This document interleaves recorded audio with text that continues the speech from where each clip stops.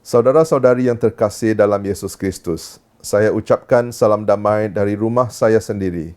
Mestilah dari mana lagi? Memanglah sepanjang musim perintah kawalan pergerakan ini, kita semua tidak boleh pergi ke mana-mana. Jangan sekali-kali fikir mau balik kampung atau pergi bershopping-shopping atau berkelah di tepi pantai ya. Duduk saja diam-diam di rumah masing-masing. Walaupun masyarakat Malaysia begitu gempak dengan situasi politik di negara kita sebelum saja serangan coronavirus yang sedang berlaku ini menjadi pandemik yang begitu berleluasa, sekarang bukanlah masanya untuk kita menumpukan perhatian kepada keadaan politik ini. Masa yang sesuai akan sampai di waktu akan datang. Buat masa ini, ikutlah saja arahan yang diberikan oleh pihak kerajaan bagi kebaikan masyarakat Malaysia.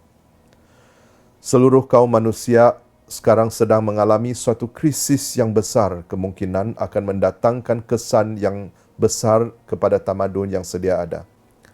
Negara-negara yang selama ini dipandang sebagai tamadun yang kuat, yang selama ini begitu angkuh sehingga kehilangan iman mereka kepada Tuhan, sekarang nyata merupakan tamadun yang lemah dan tidak bersedia untuk menghadapi krisis yang telah menimpa umat manusia. Tetapi krisis ini bukan saja menimpa orang yang tidak beriman. Bahkan orang-orang beriman turut dimangsakan oleh krisis semasa. Kerana bencana seperti ini tidaklah menghormati orang tertentu lebih daripada yang lain. Ini tidak sama sekali bererti bahawa Allah sedang menghukum kita. Sebagai orang yang beriman, kita harus mempercayai bahawa segala yang dibenarkan oleh Allah dan yang terjadi dalam sejarah manusia adalah untuk kebaikan umatnya, iaitu mereka yang mencintainya dan dipanggil mengikut tujuannya. Memanglah buat masa sekarang, kita tidak dapat benar-benar mengetahui bagaimanakah krisis semasa akan digunakan oleh Allah demi kebaikan kita. Ini semua akan menjadi nyata apabila Tuhan Yesus kita kembali suatu hari nanti. Buat sementara ini, saya ingin mengungsikan beberapa garis panduan bagi saudara-saudari supaya anda mendapat serba sedikit hala tuju dalam cara hidup yang harus anda jalani sepanjang musim perintah kawalan pergerakan ini. Sorry kalau anda terdengar bunyi asing, ini bunyi dari anjing saya. Sedau-sedau. Pertama sekali, jangan lupa luangkan masa untuk berdoa.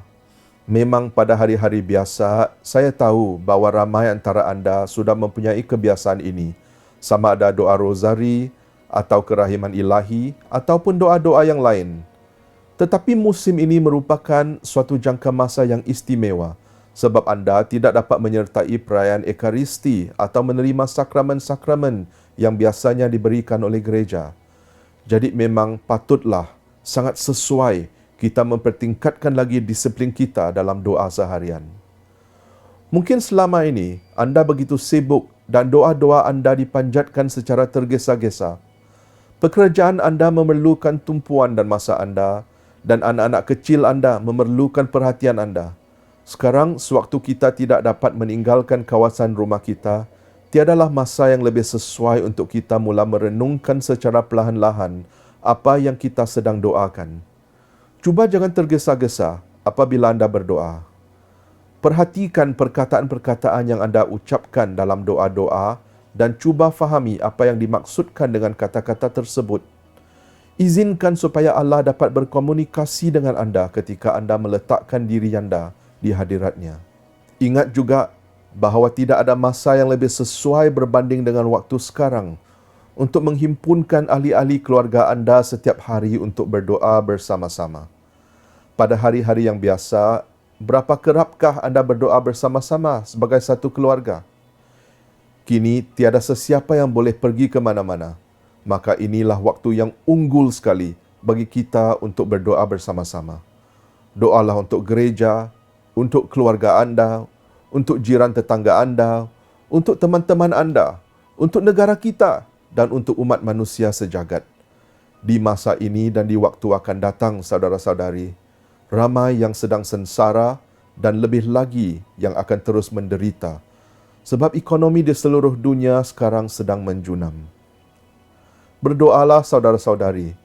Inilah masanya untuk umat Allah supaya mempersembahkan dunia ini kepada Allah Tuhan kita, dan meminta supaya Dia memperkuatkan semangat manusia untuk terus berjuang dan memberikan kita kebijaksanaan supaya kita lebih mengetahui apa yang harus dilakukan untuk memerangi wabak yang sedang melanda kaum manusia sekarang. Inilah tanggungjawab kita yang utama sekarang, iaitu berdoa setiap hari dan setiap saat. Kedua, tolonglah berhati-hati dalam cara penggunaan sumber dana anda. Memang benar bahawa kerajaan Malaysia akan membenarkan supaya banyak antara keluarga anda menerima sumbangan wang di bulan-bulan akan datang. Sesetengah keluarga anda akan menerima jumlah sebanyak RM1,600. Tetapi ini tidak bermakna bahawa anda boleh membelanjakan wang itu dengan sesuka hati. Ekonomi sekarang sudah pun meleset dengan dahsyat sekali dan ia akan menjadi semakin buruk di hari-hari yang akan datang. Ramai orang juga yang akan kehilangan pekerjaan mereka. Perkara paling teruk yang boleh anda lakukan dengan wang anda sekarang ialah berbelanja dengan boros sehingga menyebabkan keluarga anda menderita nanti. Fikirlah untuk hari esok. Jadi gunakanlah wang anda dengan berhati-hati. Belanjalah hanya bagi barang keperluan seharian seperti barang dapur, makanan, ubat-ubatan yang diperlukan dan juga barang yang digunakan untuk kebersihan diri dan kebersihan rumah anda. Anda juga perlu mengetepikan wang untuk bil telefon, elektrik dan air. Ingatlah saudara-saudari, perbelanjaan lain di waktu ini adalah kurang penting. Gunakan wang anda hanya untuk keperluan hidup anda dan keluarga anda seharian. Ya, saya tahu bahawa ada di kalangan anda yang tidak akan mempunyai masalah kewangan sepanjang musim ini. Puji Tuhan, anda lebih berada. Anda diberkati. Tetapi ingatlah supaya tidak mengabaikan keperluan orang-orang lain yang menderita dan yang kekurangan pada masa ini. Mereka bergantung kepada kebaikan hati dan belas kasihan anda supaya membantu mereka pada masa ini. Ketiga, jangan abaikan anak-anak anda pada masa ini sementara mereka tidak dapat pergi ke sekolah setiap hari. Kanak-kanak memerlukan disiplin yang kukuh, terutamanya sekarang sewaktu mereka terkurung di rumah. Tanpa jadual disiplin yang baik di rumah, mereka akan berasa gelisah dan berkelakuan kurang baik. Berilah mereka jadual yang baik agar mereka dapat mengikutinya setiap hari. Pastikan bahawa jadual mereka mempunyai peruntukan masa yang secukupnya untuk mereka belajar, membaca, makan, rehat, berdoa, sembahyang dan sebagainya. Adalah sangat penting juga untuk memastikan supaya mereka minum banyak air dan melakukan senaman di dalam rumah. Tapi janganlah main bola sepak dalam rumah. Satu aspek lain yang harus anda perhatikan adalah pembinaan iman anak-anak anda. Buat sementara waktu, anak-anak anda tidak dapat menghadiri kelas sekolah minggu di gereja. Tetapi ini tidak bererti bahawa pembinaan iman mereka harus diabaikan. Maka ingatlah, ibu bapa harus menghabiskan masa mengajar iman kepada anak-anak mereka. Keselamatan mereka bergantung kepada anda. Andalah yang bertanggungjawab dalam membantu mereka supaya mencapai kebahagiaan syurga. Jangan lupa tanggungjawab yang sangat serius ini. Keempat, pastikan supaya anda menjaga kesihatan dan kebersihan anda sendiri dan juga ahli-ahli keluarga anda. Salah satu cara untuk menjaga kesihatan dan kebersihan anda adalah dengan memastikan bahawa rumah anda kemas dan bersih supaya selesa untuk keluarga dan anak-anak anda. Sebelum ini, banyak masa kita diluangkan di luar rumah. Tetapi sekarang kita semua berada di dalam rumah 24 jam sehari. Jika rumah kita tidak kemas, maka ia tidak akan selesa untuk ahli-ahli keluarga kita. Dan jika rumah kita tidak bersih, maka kekotoran ini akan menjejaskan kesihatan ahli-ahli keluarga kita. Jadi luangkanlah sedikit masa setiap beberapa hari untuk menyapu dan mengelap lantai, dan mengelap habuk yang terkumpul di atas rak-rak dan gerobok-gerobok di rumah anda. Satu lagi cara untuk menjaga kesihatan kita dan keluarga kita adalah untuk selalu bersenam. Walaupun kita berada di dalam rumah, tidaklah sihat kalau kita duduk saja dan makan sambil tonton TV setiap hari. Kalau tidak kena coronavirus pun kena serangan jantung nanti. Saya bukanlah suruh anda main badminton atau bola sepak dalam ruang tamu anda, Nanti tersepak orang lain susah. Tapi buatlah senaman-senaman yang mengkendaki anda supaya menggerakkan badan sedikit, seperti ayunan tangan dan kaki, lompatan dan sebagainya. Ini semua adalah senaman yang boleh dilakukan di dalam rumah. Apatah lebih menarik lagi kalau senaman ini dilakukan serentak dengan ahli-ahli keluarga lain.